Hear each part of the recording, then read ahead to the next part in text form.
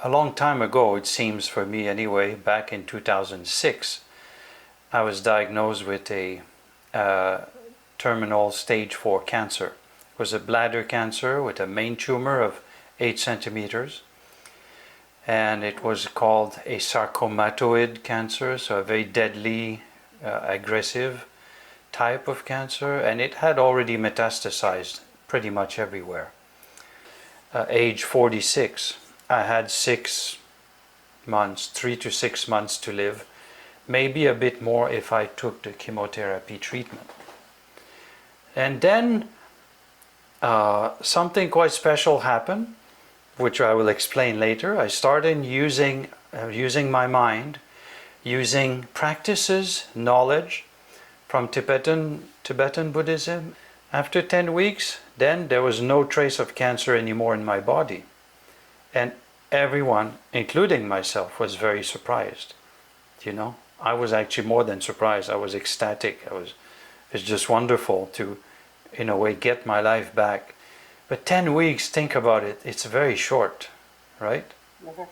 To heal from something like this, stage 4, you have 3 to 6 months, and then there's no more cancer.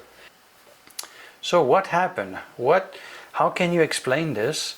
My doctor herself, my oncologist, said, I don't know, how to explain it. Is there any explanation? Obviously, there's no scientific explanation, Nobody can attempt, and I will not attempt to give one.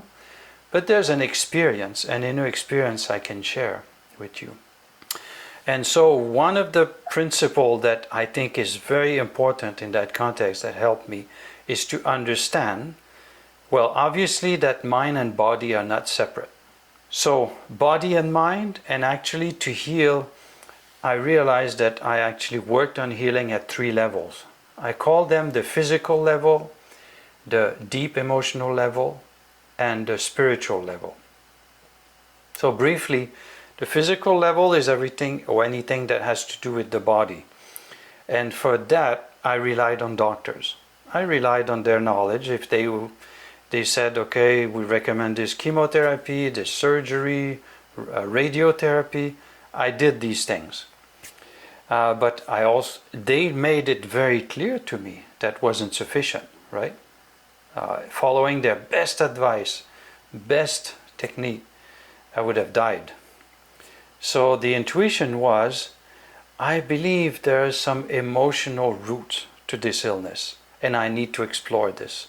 That's something they couldn't do for me. I had to do myself and probably find help for that. Deep emotional, I mean by that hidden wounds, trauma, things that we may or may not be conscious of. That could be, the image that comes to mind is like a tree. A tree has many roots. So sometimes I can imagine that cancer would be like this. I say cancer, but it could be any illness, right? There could be physical roots to it. Like in my case, exposure to chemicals when I was a student. Who knows, maybe the environment, we say nowadays, with the pollution, all the plastics, everything. There could be physical roots or causes to an illness, but I had the intuition there's also something emotional to look at. And the third one, the spiritual, is to some extent the most important maybe, and that's where the Buddhism comes in.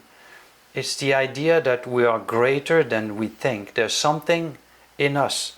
There's an essence of our mind that is hidden to most of us, that is actually who we really are, the actual source of healing.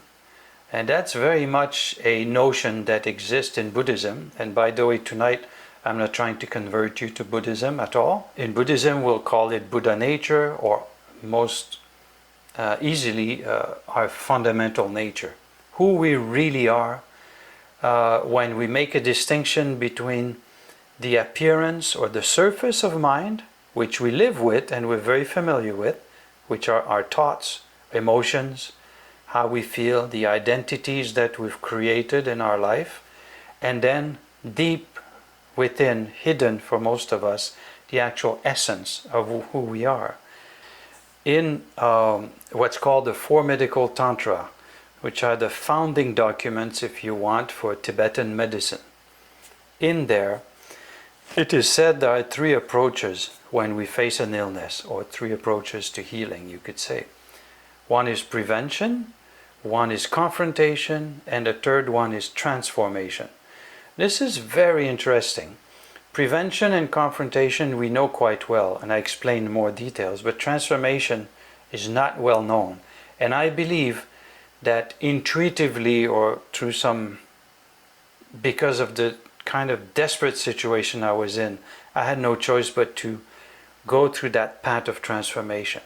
And basically over these 10 weeks, with the chemotherapy that worked at the body level, the work on the deep emotional wounds, plus the work on the spiritual level, I went through a transformative path.